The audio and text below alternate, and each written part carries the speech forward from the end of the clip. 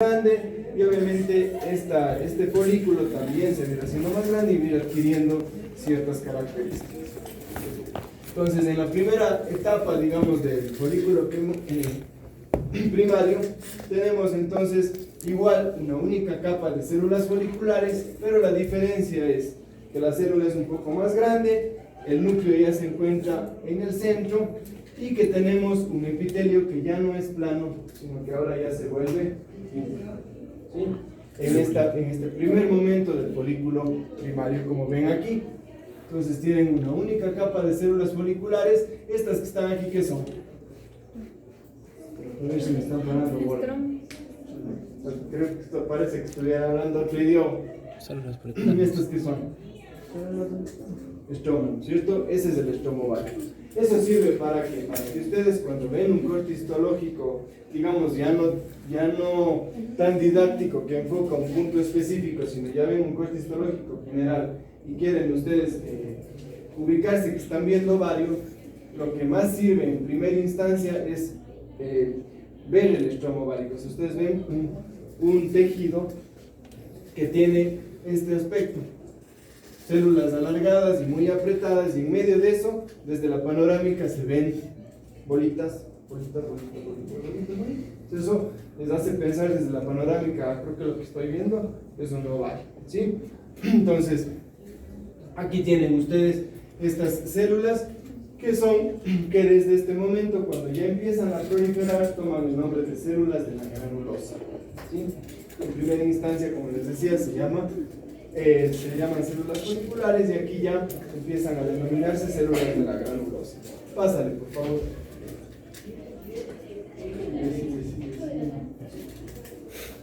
Entonces, este es el aspecto, digamos, más típico, ¿ya?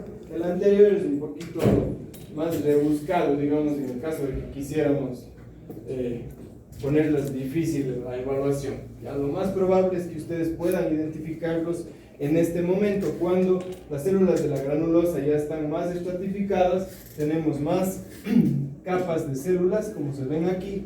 Aquí ya podemos contar 3 hileras de células, hasta 4 en algunas porciones, y también aparece una de las características primordiales del folículo primario, que es la zona pelúcida, que es esa banda eosinófila que se ve entre la zona entre las células de la granulosa y el citoplasma, ¿no? Aquí está el núcleo y obviamente todo esto constituye el citoplasma del ovocito. Aquí en el esquema igualmente tienen entonces la representación de la zona pelúcida y obviamente las capas de la granulosa que van a proliferar. Como ustedes ven, entonces esto va a ser progresivo, va a ir aumentando el número de capas de las células de la granulosa y van a ir ganando capas que van teniendo otros nombres, como ya vamos a ver. Aquí seguimos viendo células de la granulosa con la zona pelúcida. Entonces, avanza un poquito más, un poquito más. Entonces, en este folículo primario ya aparece la siguiente capa, que se llama la teca folicular.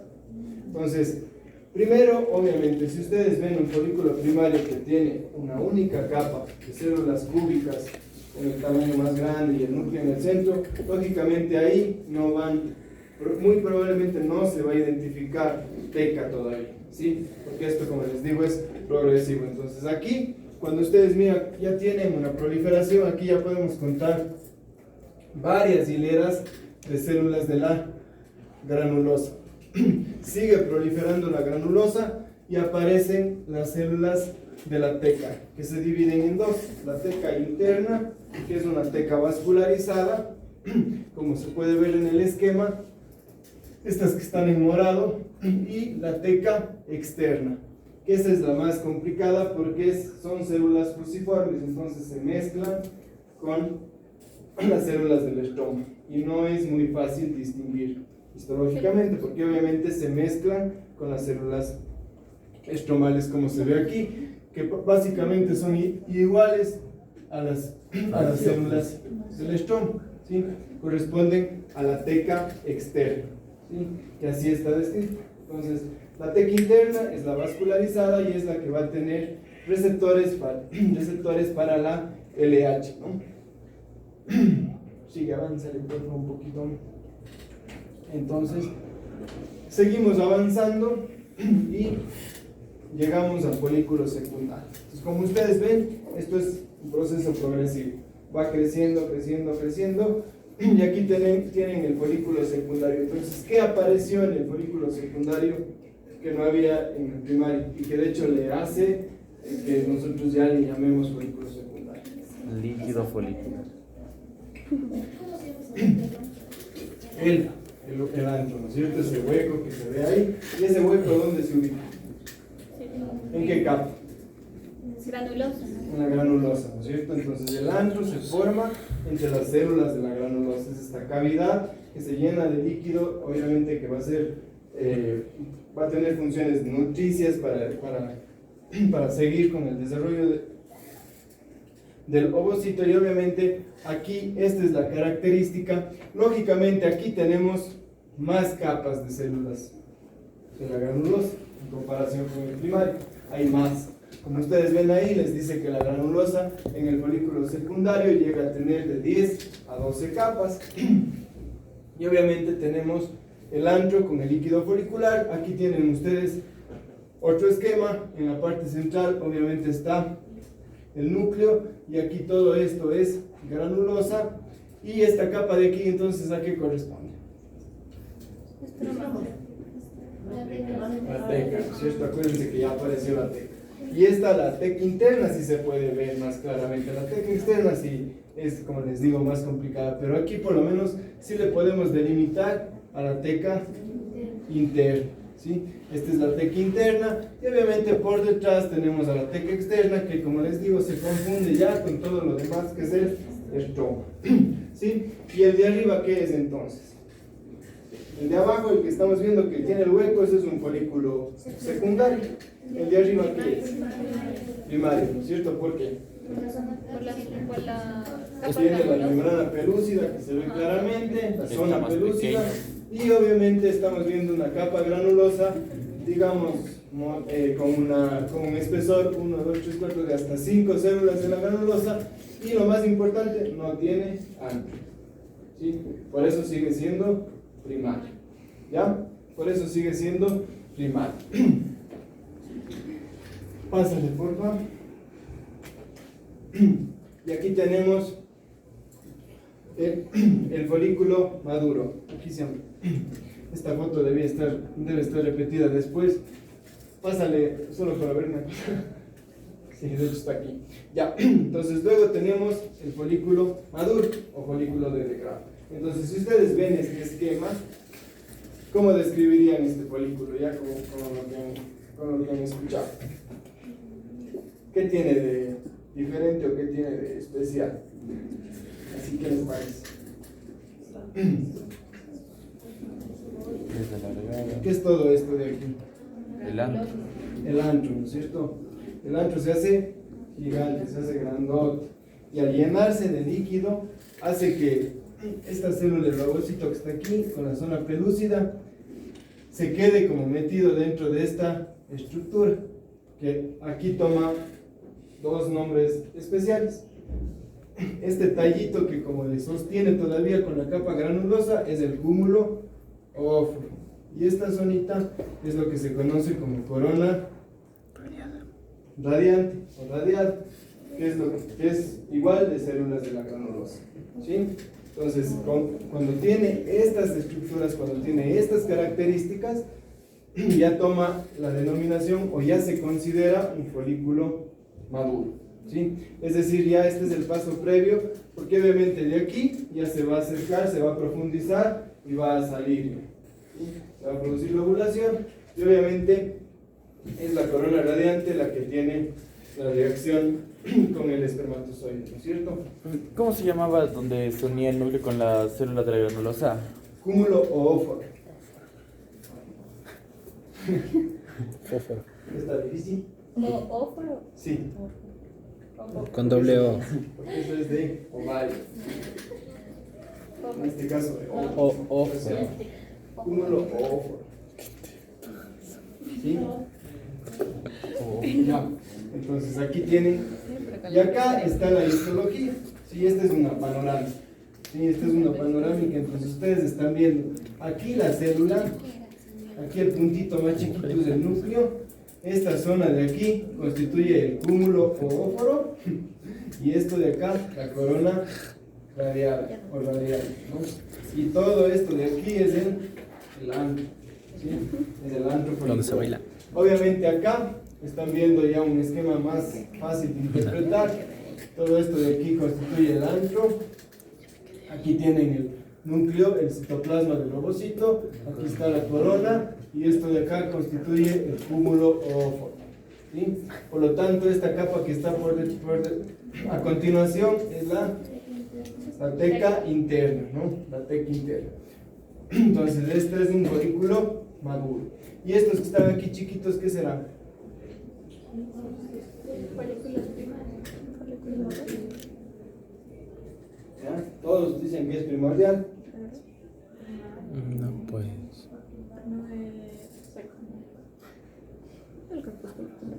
Creo que sí. Tiene miedo de enseñarme. Solo se está viendo el núcleo prácticamente, ¿no es cierto? Obviamente estamos viendo una panorámica, ¿no? Estamos viendo de lejos. Pero aquí ustedes están viendo simplemente el núcleo, citoplasma y una bandita más oscura que les rodea. ¿Ya? Muy probablemente eso corresponde a folículos primordiales. Lógicamente, si también si tienen duda, nos acercamos y ahí vamos a comprobar. Si solo tienen una única capa, es un primordial, si son chiquititos. Si ya tienen más capas, eso es un primario. Pásale, por favor. Entonces, esas son las fases del desarrollo folicular. Como ven ustedes aquí, la fase folicular, hasta donde vimos, hasta el folículo maduro. Y luego, obviamente, viene la fase ovulatoria. Y tenemos luego la fase lútea, ¿no? En donde vamos a ver cómo se reconoce obviamente al cuerpo lúteo y al cuerpo albicans. Entonces, esto se produce en el día. Creo que está el cuerpo. 14, es la ovulación. En el día 14, ¿cierto? Ya. ¿Y qué pasa ahí con las hormonas? Está loca. Es el pico de LH y por lo tanto, ¿qué deja de estrógeno? ¿Qué pasa? Si se reduce el estrógeno, ¿qué pasa con el folículo que estábamos viendo? Que por los estrógenos crecía hasta que ovular. Si deja de haber estrógeno, ¿qué va a pasar con ese folículo? Sí, es trompas. ¿Ya? Entonces, por eso, lo siguiente que vamos a ver, obviamente, es cómo se ve este proceso degenerativo en la fase lútea cuando no hay embarazo, obviamente. Sí, mira. Entonces, lo mismo, ya no vamos a ver esta. Esto simplemente era una imagen interesante Creo que también. que están Pero en en. algunos de los libros de histología en relación al estigma folicular. Ah, no. ¿Han escuchado qué es el estigma folicular? Es el punto, digamos, exacto por donde sale el óvulo. Eso se le conoce como estigma folicular.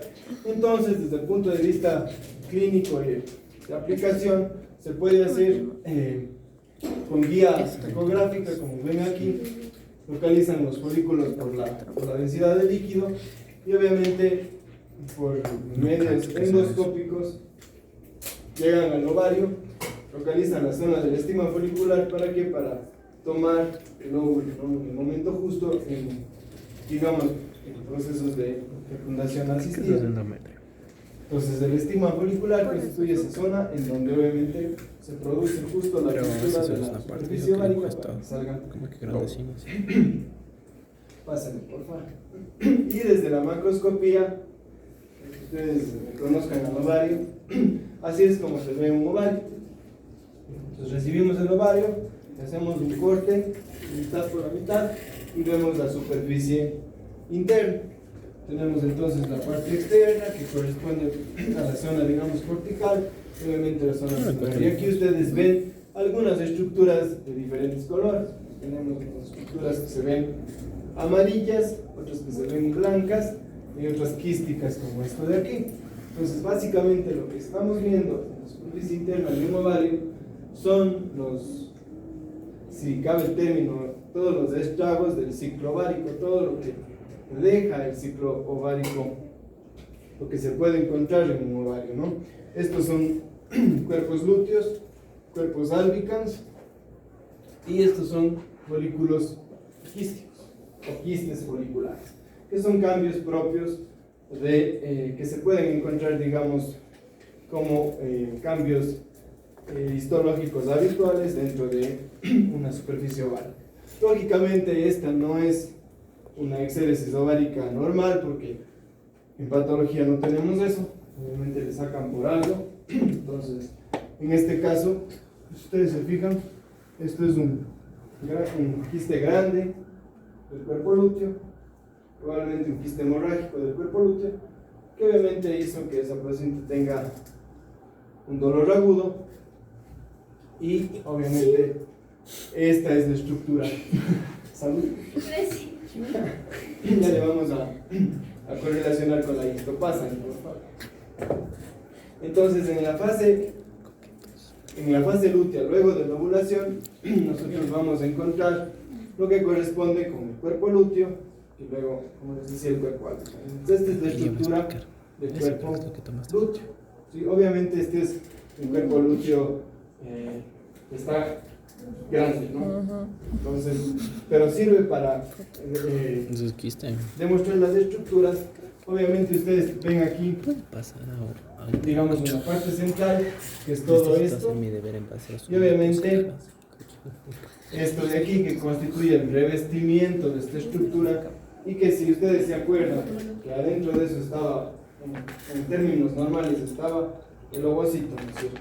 Deja de estar, queda este espacio. ¿Esto a qué correspondería entonces? Estas capas. Si vuelven a lo que vimos del folículo, ¿no es cierto? Simplemente le quitamos la célula de la mitad. ¿Qué nos queda? Granulosa. La granulosa, ¿cierto? Y detrás de la granulosa, ¿qué nos queda? A continuación. La La teca. teca, ¿cierto? Entonces, básicamente esa es la estructura del cuerpo lúteo. En ese centro vacío, inicialmente va a haber hemorragia, y luego va a haber lo que estamos viendo aquí, este material hialinizado, rosado, homogéneo, y obviamente esto es granulosa y eso es teca. Como estamos en la fase lútea, entonces se llama granulosa luteinizada y teca luteinizada. Y esos cambios se producen por la progesterona. Entonces, hacemos un acercamiento en esta pared y vamos a ver este aspecto, ¿sí? La granulosa luteinizada son células de citoplasmas más amplios, eosinófilos, se ven aquí, más rosados, ¿sí? Son más rosados que los de la granulosa. Los de la granulosa eran como más azulitos. Estos son más rosados. Esta es la granulosa luteinizada. Y esto de acá, que se veía una capa un poquito más ajustada, más apretada, corresponde a la teca luteinizada, ¿sí? Entonces,